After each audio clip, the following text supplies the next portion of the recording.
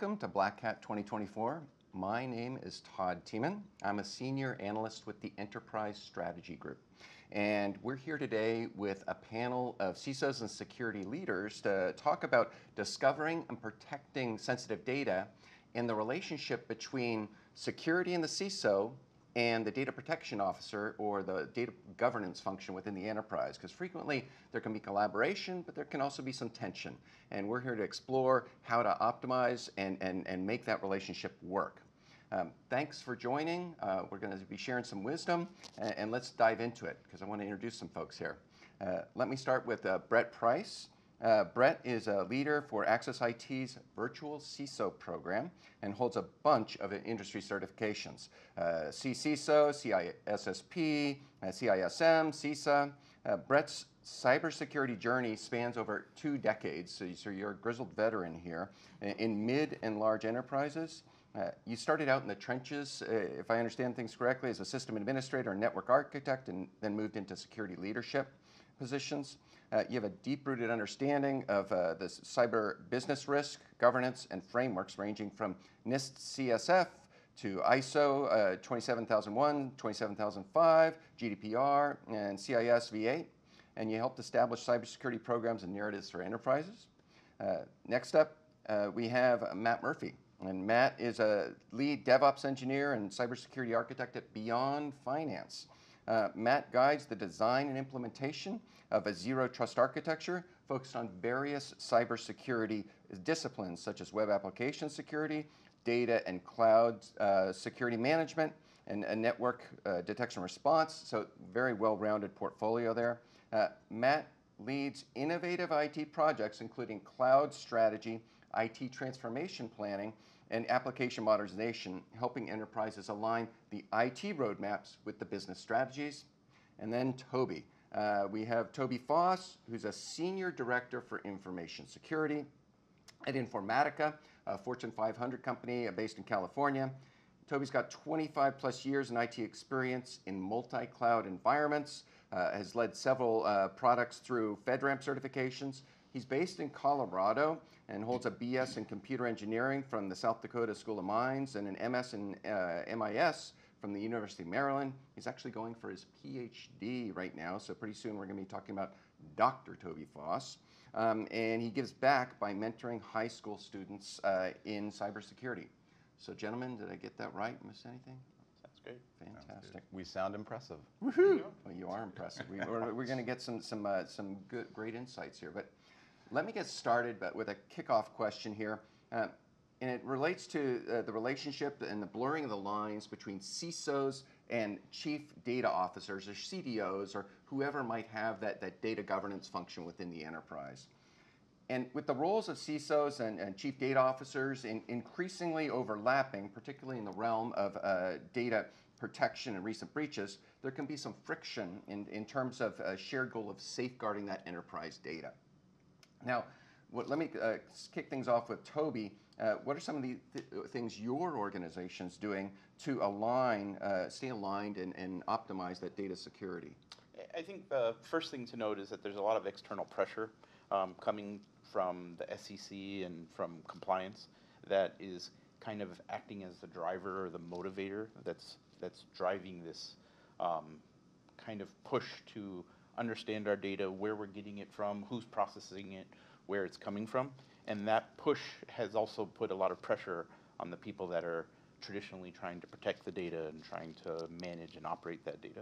So I think understanding those external pressures, as well as kind of that interpersonal relationship of how we're going to work to meet a common goal. Ultimately, we're out there to protect our customers' data, to protect the company, and understanding like the important parts of what it is we're doing and kind of all aligning on that end goal of doing what's right for the company and doing what's right for our customers. It does cause tension. It does cause kind of some high pressure situations where you have to kind of take a step back and say, what's the right answer, not whose ego is going to be bruised or whose answer is going to be listened to. Brett, Matt, anything add or subtract there? Yeah, I mean, I think this is this is one of those perfect examples of not only unity but breaking down silos within the organization. You know, it's like what Toby said, the pressures of new regulations like SEC. We really need to get together and understand that common goal. And as cybersecurity moves from a bottom up to a top down approach, it's really critical to break down those silos, work together, and handle it on a unified front from a data perspective. Because at the end of the day, data in general, 98% of the time, is our crown jewel, regardless of the business that we're in. So, understanding the data side of it and understanding the cybersecurity side of it and putting those two together, I think, is critical. Yeah, and the only thing I probably would touch on really quick is the other pressure that we are increasingly seeing is the hacker activity, right? I think in 2022 to 2023, dedicated e-crime organizations went up almost 20%, right? So you have the evolution of going from the data center to the hybrid cloud to, seeing a lot of cloud-first organizations now, the increase in the threat vectors, the increase in the access, right? Like, so we're continuing to go faster and faster, and I feel like in general, I don't know what these guys have seen, but that data asset management, data classification has never been an easy problem to have, right? So as technology is increasing in velocity, as hackers and activity are increasing in velocity, and then also just trying to have the visibility into all the things, we continue to see a lot more stress and pressure and a lot more hacker activity just across the board. It's one thing that Enterprise Strategy published around 2 months ago was research around data governance, and we asked a question, what are your priorities? And people could give multiple answers, but the lead answer for everybody was data protection. Yeah. And this is the data governance folks saying data protection. 20% of them said this is the #1 thing for me. So I think there's some congruence, some commonality. But what about the threat that you mentioned? Is your experience been the data governance function, the data protection officer, they get that? That's top of mind for them also? Or is that something you have to do some education around? I feel like it's going to vary quite a bit depending on the organization. And I've had the opportunity to be both the consultant, I've been the person running security, I've been the person selling products. So depending on the sophistication of the organization, I think also there's a lot to be said for the more governance you are under, typically the more motivated the leadership is. I don't know if you guys feel the same way, but so it's really going to vary quite a bit, from organizations that, really, really big financial services organizations totally get it, have an incredibly vested interest, typically are, I think there's always a little bit of layer 8 fun, for lack of a better term, that above the tech people managing or navigating. But I think I lost my train of thought. Sorry. No worries. Yeah, I think data security that's all well and good. You can say my primary goal is data security, but I think the art in it is identification and classification. So data is scattered so many different places, the cloud, on-prem, endpoints, wherever you have it. So being able to identify that data and then classify it, because not all data is equal, right? So I think that's the challenge. And then once we identify that data that's business critical, then we apply the security function and apply that protection around that critical data. I wanted to add one more point, is that data is now ephemeral. You can look at something today and say, nope, that one's secure, we don't have to do anything with it. And if you look at it tomorrow, that's changed. And so not only are we having to put the controls and the classifications and the understand what's where, but we have to continually do it. It's not a one and done thing, it's an ongoing challenge.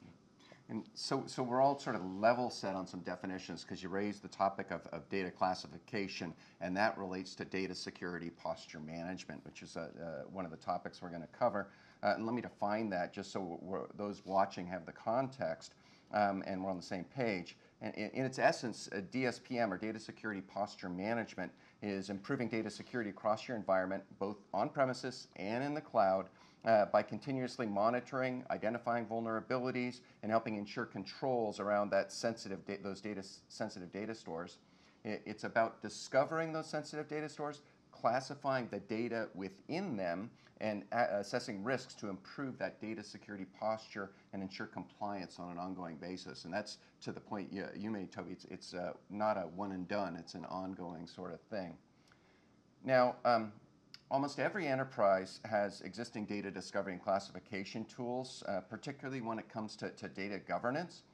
How is DSPM related to those existing tools? Is it doing something the same? Is it doing something different? What's your experience been in that regards? And let me direct that one to Matt. Okay.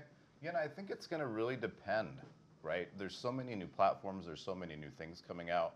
So, and even if you take a look at like these guys were talking about, data is everywhere. So the thing that might have been great in your data center that could take a look at your NAS and your SAN is probably not going to plug into your Snowflake or your Salesforce or things like that. And then personally, I think we're seeing a lot of evolution and pressure on the big platforms to be a lot more performant around security. And I think if you take a look at the iteration of a new company, somebody comes out with a new product, typically they're just really focused on, hey, this is my business value. These are the things that I can do to help increase the velocity of your business. I won't say that security is an afterthought, because that would probably not be very nice, not very generous thing to say. But oftentimes oftentimes the person that is setting up a data platform is not necessarily a security expert. Depending on the maturity of the organization, you could have a really, really mature architecture review board. You could have the chance to kind of sit down. I would imagine you see quite a bit, Brett, depending on who you're VC-soing for. Probably organizations that took the time, got it right, really spent the time, and organizations that are like, wow, we really need to get our hooks into this platform and make sure that we have the right visibility, the right governance, the right security settings. So I think it's definitely been a challenge, and a lot of it's just going to depend on the maturity of the organization. Yeah, I don't see a whole lot of organizations that took the time, slowed down, and did it right. I mean, the effort is there, right? Yeah. But you don't know what you don't know. So, and data is being dumped so rapidly that it's next to impossible to keep up with. So, a data security posture management, we're at that point now where we've learned that it's not just a personal thing. It's not just a financial thing. It's not just a big, large organization thing. It's coming down to data, and it's coming down to the monetization of the data for the threat actors, and that's where it is. And now we're starting to take a step back, I think, from that big cloud adoption boom where everybody was just pushing terabytes of data into the cloud. Now we're taking a step back and saying, okay, where are our misconfigurations, and where is our data, and what data is out there, and now the regulations, GDPR and HIPAA and financial credit card data, now we really have to know where all that data is. So. Yeah, I would say that probably the biggest thing, like the biggest so what, like the compelling reason for the DSPM space is validation, right? Oftentimes in the past, we were leveraging things like audit. You're kind of trusting that the people that are building the platforms understand, but a lot of times that's not necessarily their expertise. So just depending on the maturity of the organization, I think that all of us have probably been on a data project and figured out some things along the way. Like sometimes everybody learned some things that they didn't necessarily know, or there was some data in a lower environment that you're like, oh wow, this really should be test data. This should not be, actual data. So. I was going to add that we move at the speed of business. Yep. If you take too long to spend too much time in architecture trying to plan for every eventuality, you can actually hamper and stop the project from working. Yeah, that's a good It just point. won't be successful. So a lot of times we're putting product out there, we're putting out use cases that are not even fully developed yet. But then by the time the actual need comes in, or even just a few years ago, we were never looking at AI as a possible use case. Yep. And now AI is everywhere. Yep. So your original use case and your original design may not hold up to the test of time or scalability. I've seen the size and the amount of data and the amount of compute going against it just explode in the last few years, and I really see no indication that it's going to stop anytime soon. Yep. To that point, one of the things when I talk to my network CISOs and the industry, there's a lot of data classification or discovery tools that are out there, but they grew up to a great degree with a focus on on-prem. And now and sometimes that's a homegrown tool. We actually did some surveying and about to publish some research, and like 30%, 38% were using homegrown tools, but those can be brittle and break, and they're focused on on-prem rather than both on-prem and cloud. Is that been your experience, or is that at odds with your experience? Working for a company that started out on-prem and has moved to what we call cloud first, cloud native, the designs and the use cases that were built for on-prem don't really hold up in a cloud model. You can't just say, hey, I did it in the on-prem and it worked fine, so now I'm running it in the cloud. But we've had to reevaluate, re-engineer, sometimes rewrite our products simply so that they take advantage of all of the cool, nifty, neat features that are available in the cloud. Yeah, like Toby mentioned, the ephemeral nature of cloud. You know, on-prem is not ephemeral, so by nature. And you also have to take into consideration that when there's a market leader in just about anything, right, that we've seen, there's always companies that are almost there but not quite there, so they want to bolt it on as quick as they can to get into that market position. So the market leaders in any one of those, security type resources or tools is going to lead the market in that particular thing, So, and that's why we have the market leaders and the people that follow behind and all. But one of the things that we found in some survey work was we asked a question around data resilience, which is the topic you mentioned, and the question was, do you want the best tool for that job with integrations to the adjacent tools, or do you want a platform? And it turned out 65% said, give me the best tool with integrations. And then about a third said, okay, I want a platform. So there's, to the point you're raising, most folks want the best tool right now because this is an emerging new problem, and they want the best tool to solve that new problem. It's been what the survey work we've done has shown. Is that consistent? I mean, that can also be a double-edged sword, right? Because everybody wants single pane visibility. Yeah. Right. But with single pane visibility, there's going to be some sacrifices on one end or the other, right? Yeah. So you may have 3 products, with these tools that have multiple products give you single pane visibility, which is great. But the tools that they're just now trying to develop to fill in that single pane visibility are not as good as the market leader that's out there now, or the tool that's been there in the game forever, I use the analogy of cars. The market leaders of cars just 10 years ago were, who made the nicest car, or the least amount of problems, or the best handling, best driving experience. And then Tesla came along and totally disrupted the entire industry.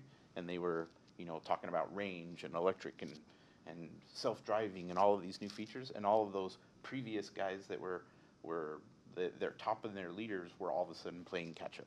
So then a lot of new people came in trying to come up with their own AI models. Some of them, car models. Some of them worked with their AI. Some of them worked with new range or new features. But kind of the market kind of settles down, and you figure out who are the top ones.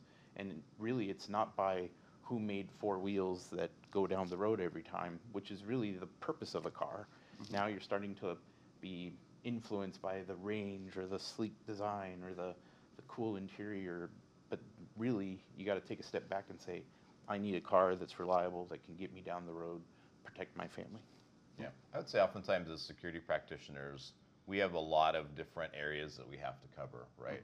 So typically when we're doing vendor selection and determining with the product requirements, we're typically we likely would love 12 things that you can do, and we'll probably settle for 2 or 3 really well. Sometimes it's 1 if we have to.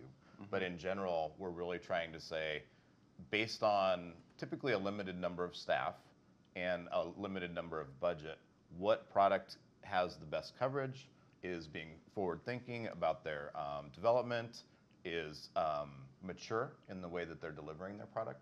You made an interesting point about a lot of the companies developing their own product. It's always a little bit of that's a catch-22 as well, because You're talking about the homegrown tools here, yeah. But oftentimes you have companies that are not developers of product trying to maintain a service that they may not be a primary skill set, right? So they're putting together something that potentially they don't know what they don't know relative to their own environments. And it's distracting them from other stuff that might contribute more directly to their business success. Definitely. I just want to make one point real quick, because I don't want to throw anyone under the bus. You know, this is live, this is a recording or whatever. Resource constraints. You know, we have to appreciate all the organizations out there that have major resource constraints. So if they're behind, you know, it's not because of a lack of effort or a lack of knowledge or whatever. It's just you don't have the resources to cover every single angle. Yeah. You know, and that's why companies like mine will, you know, augment that stuff. And that wasn't a plug. It was just I didn't want anybody to feel like they were behind, but resource constraints is a major, major issue. But to that point, rewinding to the data discovery and classification, you know, your constrained resources, if you can have one tool that can cover on-prem and cloud, that's going to be a lot more effective than, okay, I have this legacy tool for on-prem and a new one for cloud. No, that's going to be a challenge. Exactly. There's a benefit also to keeping people honest in that, because sometimes you will have, shadow IT is still very definitely a thing. And oftentimes, depending on the maturity of the organization and the way that you govern your environments, you may or may not, you know, somebody might be like, yeah, there's nothing over there. And then you can be like, okay, well, let me plug my DSPM tool in and I will tell you exactly what's over there. And then also, you can set it up in such a way that it will continue to learn new things as they get deployed. So you end up in that nice spot of being able to say like, okay, I have this new database and I do understand relative to the classification that I have, what the security protections I need to have, because a lot of times we don't all have the time to go follow everybody around and try to figure out what they're up to. So just having a tool that can give us that introspection is incredibly valuable. And then you and I were talking a little bit earlier on the way up here about the fact that data classification, I would say in general, if you think about, like I think as security guys we run into two things. The application guys didn't know what the application's talking to, and nobody knew, like the data guys kind of knew where the data was, but then especially as end user data and the access to cloud platforms has come up. So we already had a problem, we already had a data problem, we already had a visibility problem, and now we see the velocity of IT just, I think it's going crazy, like faster than it ever has. So now we're all just trying to keep up and do these things. And I think that's really the, we have to, as security practitioners, leverage good platforms, because there's no way that we can keep on top of things otherwise, I think. And the innovation that buying mature tools brings you, gets you to the market into the new tools faster. Versus if you try to build it, you can build exactly what you need, but you can't do it quickly, and you can't do it as fast as if you were to buy it and get exactly what the industry is bringing. And you can't, as that business changes, that tool in all probability is going to be a lot more adaptable and change more quickly than something that's homegrown. Well, they're seeing all the people's use cases, right? So they're not just getting my product feature requests; they're getting his and 100 other people, and a good because I think we've all seen platforms that continue to iterate very quickly, and we've seen platforms that are not going to move any. You know, like they kind of do their thing, and they're like, we're really successful, but they may not necessarily have the incentive to move fast. So you kind of have to be. You know, we only have a certain amount of budget to spend on tools. So you have to be partnered with a company that's really forward thinking and is excited, passionate about solving the problem. I always say you kind of want your vendors to be as excited about your problems as you are, right? Because if they're not, it's not really a good partnership, right?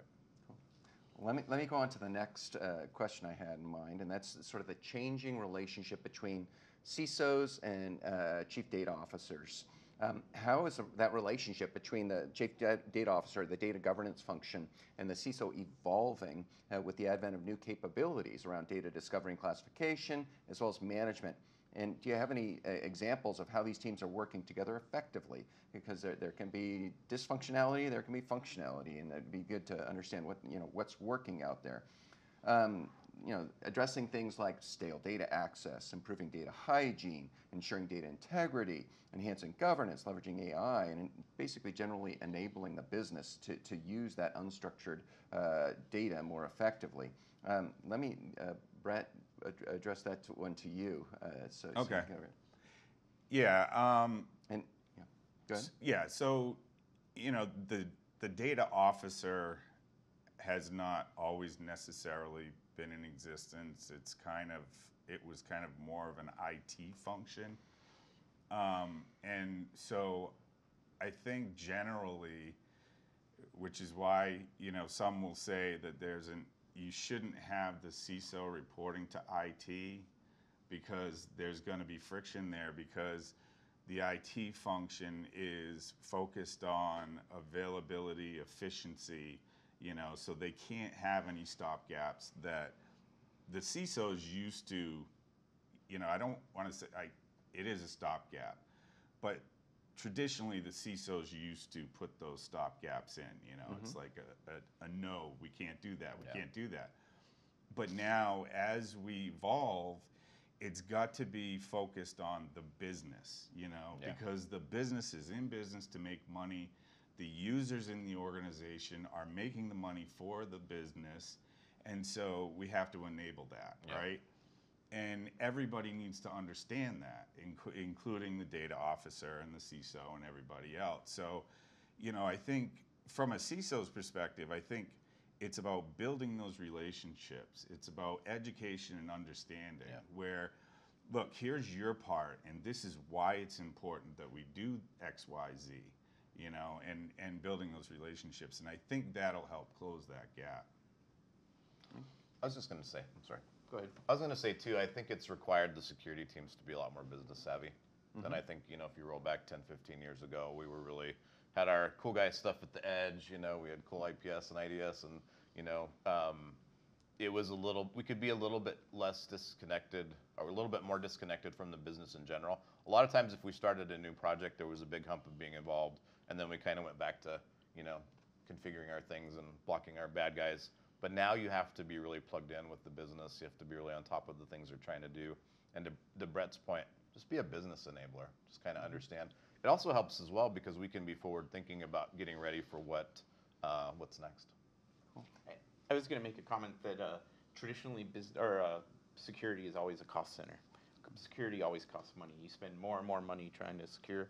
But one of the things I'm seeing is kind of a reverse trend where the tools that we're using for security are actually now tools that the business can use. Hey, did you realize you're storing thousands of bytes or petabytes of data that you haven't used?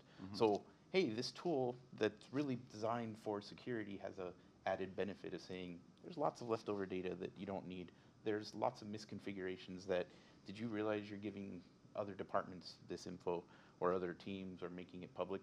That now people can start to actually see savings and cost savings and benefits to the business of where they're seeing more people use it and aligning their use cases to what people are looking for.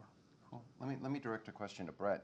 Brett, have you managed to improve that relationship with your chief data officer, the data governance function within organizations you've worked with? And where do you find the biggest win-wins? I guess, like Toby was saying, finding value in what they do, the chief data officer, you can find value. So the chief data officer may be responsible for all the data in the cloud, right? And then, like we talked about a DSPM solution, working with the chief data officer saying, hey, here is all this data, you have access to this tool. Go out there and get a quick win and get an attaboy because you went out and saved $80,000 because you decreased the data that doesn't need to be there. And from my perspective, it improved my my data, not only resilience, but data retention. Yeah. So, I can cover those compliance things regarding data retention. So it's a win-win. He gets to look good because he decreased his AWS cost by 80 grand, and I look good because I'm getting a benefit of that not having data out there longer than it needs to be out there. Do you find there's quite a bit of variation with your clients as far as their maturity around data lifecycle management? Oh, yeah. Yeah, definitely. Definitely. Cool. Let me take us on to another topic, which is, whether you're a CISO, CDO, wherever you are, you got to admit you don't know what you don't know.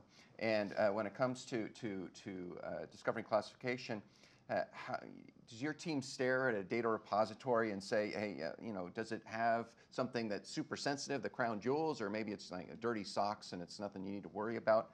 How does DSPM help you solve that previously unknown or duplicate or shadow data? And let me direct that one to Matt. Okay, so we've had a really good success story at the organization that I am at with leveraging a DSPM tool and getting the data team to really operationalize that. So you take the kind of intersection of audits plus the validation and classification that a DSPM tool can do, and you become in a much better spot, because we're talking about sometimes people don't know what we don't know, right? Right. So the data teams, which I think are operating in good faith, are genuinely passionate about delivering a good service to the business, right? They're doing their thing, but then we can go ahead and come in and say like, hey, relative to the improvements that we see based on maybe an assessment from an outside company or the things that you see that are found in the DSPM tool. So they can then say like, hey, we're gonna make these architecture changes. Now I will leverage this tool to validate my changes, right? So they're iteratively making it part of their operation cycle. And then also I think a good data team too will also be very mindful about like, okay, they become also an extension of the security team, because they're like, oh, we can see based on an easy feedback, easy to use interface, these are the things that we need to be on top of. So they're kind of proactively getting ahead of, instead of me being the security guy, and when we do our whatever cycle we have around reviewing those things, a lot of times those guys are like, yep, we know, we're working on it. This is where it fits in our current deliverables, and this is when we're going to get this done. So, Toby, or Matt? I'll say a hidden measure of how successful you are is when you're the security team and you're always going, hey, did you know you have this problem? Did you know? But when you get a kind of a shift in thinking and they're coming to us saying, hey, we noticed we had security issue here, hey, then you're getting a collaborative model and you're actually both working towards the same goal. It's a really cool thing that when it happens, it feels really good that, hey, you're not always the bad guy saying, don't do that. We're now working together and we're all achieving the goal together. sometimes we're like the IRS. Nobody's really excited when security shows up, right? Yeah. Okay. So, and a question from Matt. There's a convergence between data and security, and that CDO, is it becoming the new chief data officer plus security officer? What's happening in terms of the relationship between that CDO and CSO? Are they becoming one and the same? I think it really, it's going to depend on the organization. Like we're a relatively smaller organization, so we don't always have the luxury of having all the staff for all the structure for all the titles. So I would say I would anticipate that it likely is in a lot of organizations, the CISO is very focused on the things, and the overlap with the data teams is probably more around GRC. Okay. I don't know if you've kind of seen some of that. Yeah, absolutely. But I think what really, it's tough. Like Matt said, it's dependent upon the organization. And some people like to hold things really close to their chest, and that's a challenge. And that's why we need to really try and break through those walls and have a collaborative effort. And, you get a win here, I get a win there, and we decide to work together. But, talking about governance, the governance paradigm has got to shift from top down. It wasn't that long ago when the CEO and the board of directors probably didn't even know who the director of security was, or who the CISO was even. And that's got to change. And with recent events and breaches where CISOs and CEOs are being put on the chopping block, the awareness and the education is becoming more at the high level. So when we talk about governance, that's where the governance needs to start. And if the governance starts there, then it kind of puts the responsibility up there so that guards can be let down here, guards can be let down there, and we can work as a collaborative team. Are things like the SEC breach notification rule that came into effect like about a year ago. Is that something that is helping get that sort of alignment? Because now you have to understand what's going on very quickly so you can report publicly. You don't want to report initially and then go back and say, oh, yeah, I said this many breach records, but it was actually this many breach records, and there's other things I didn't tell you about. Is that coming into play with what you're seeing? Yeah, absolutely. And the reason that came into play is that if you look back at like Equifax, they settled with the SEC for like $700 million, right? Yeah. So it's events like that that force the hand of the SEC that's forcing the hand of the organization. So it's almost one and the same that with that, now everybody has to determine materiality, right? So that's where they have to dig deeper into their data, deeper into their security posture, and really understand what's going on behind the scenes and be transparent about it. Yeah. And there's a heavy component of ownership of risk as well. And I think everybody's had to kind of take a step back and be like, okay, who's signing off for what, and where does this fit?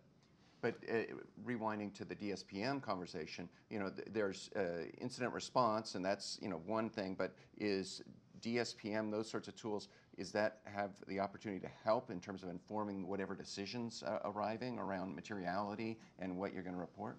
Yes, because if you have an incident response plan, or even like a business continuity plan, and you try to run a business impact analysis for the business continuity plan, but you don't know where your critical data is, then how do you know what to back up?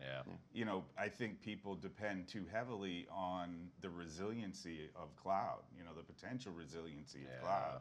So, it's identifying that data that helps pull that all together. Quick comment on that is now with increasing complexity of businesses, we're starting to use more tools where our data is not just within our boundaries or within our grasp, but we're using tools that, CloudStrike happened. Hey, we don't use CloudStrike, we're safe. Oh wait, some of our critical suppliers do.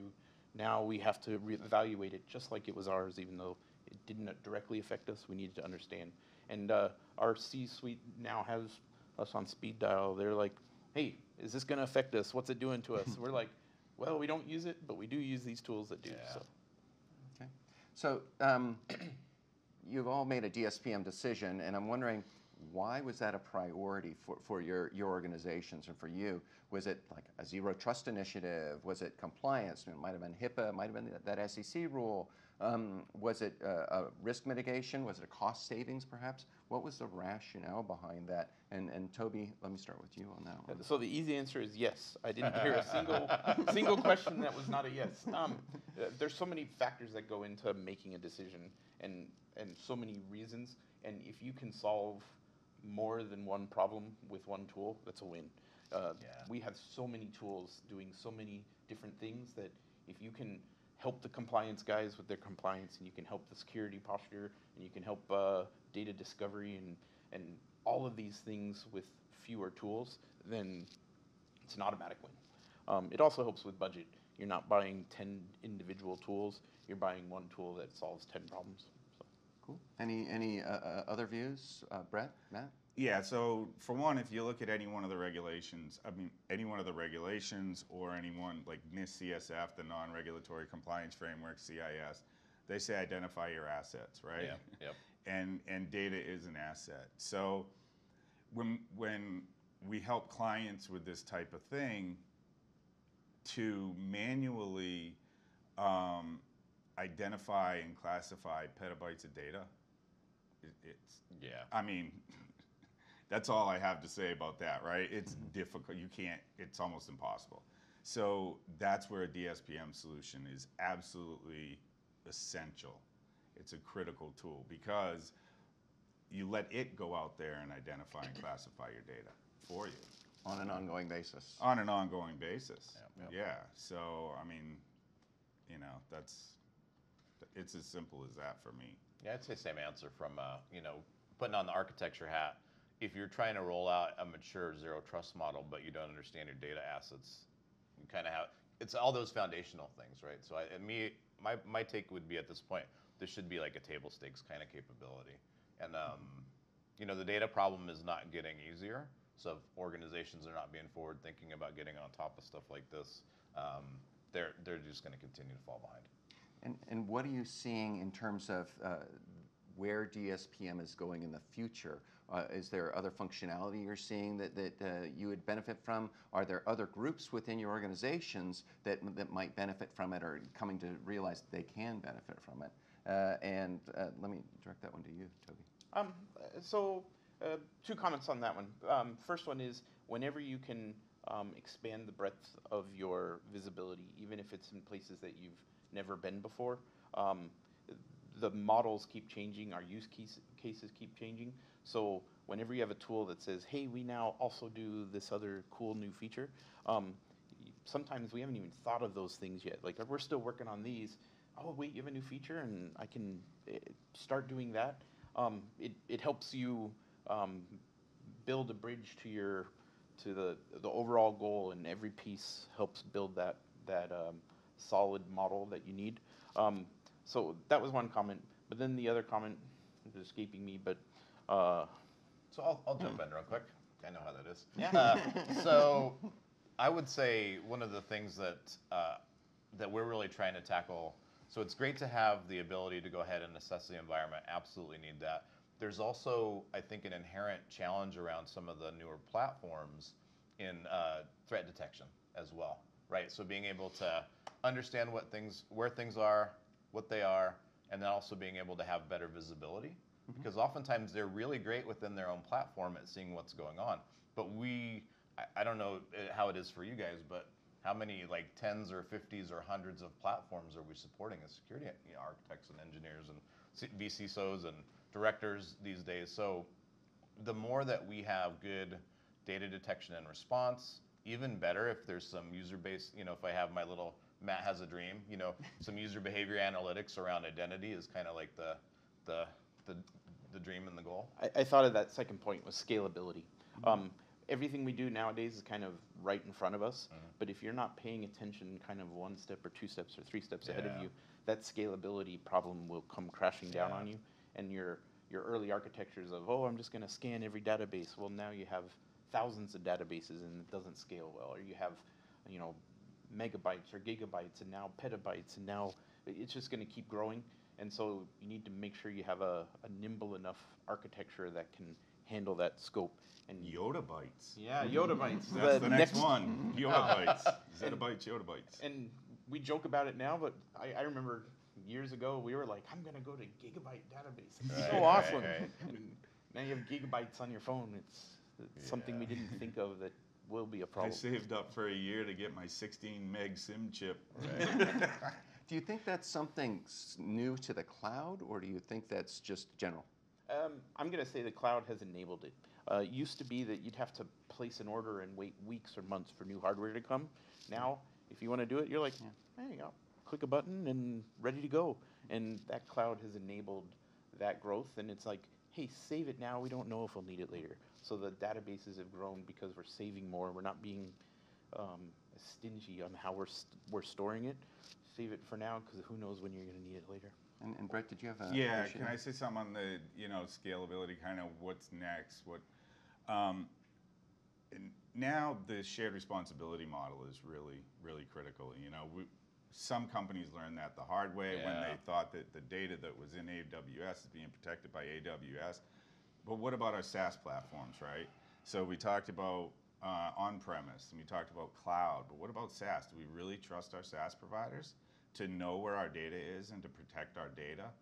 That's not necessarily the case. So, expanding into the SaaS realm where we have multiple SaaS vendors where we can reach out and identify and classify the data, actually know where our data is within their platform, is huge, I think. No, you bring up a good point as well in the fact that oftentimes there is an assumption of the resilience of cloud, and even like, hey, I'm in here, I don't need to have a backup. But when you go and read actually how it works, because a lot of times everybody's trying to spread a lot of a limited amount of staff across a lot of different tools. So maybe you don't always have the cycles that you might have in the past, right? So like back in the day when you got a firewall, you definitely had to spend a lot of time understanding how that worked. or you were not going to be successful. Now you can just get enrolled in a cloud and head on down the road. But to your point about shared responsibility model, oftentimes if security is not involved enough, the shared responsibility model nuance might not necessarily be understood by the platform owner, right? So security may not be weighing in and focusing on the right configurations. It could be something as simple as MFA, right? So maybe if somebody's got a platform they rolled out, MFA should be table stakes anymore, but perhaps they didn't have that, and I think we've seen that come up in some of the recent platform breaches. Well, gentlemen, that's all the time we have today. It has been a fabulous, fantastic conversation. To the audience, if you want to learn more about data security posture management, DSPM, go to Normalyze.ai. You can also visit the Normalyze booth, and I think you gentlemen will be there, and they have some really stimulating demos and examples you can benefit from. Thank you very much, and have a great day.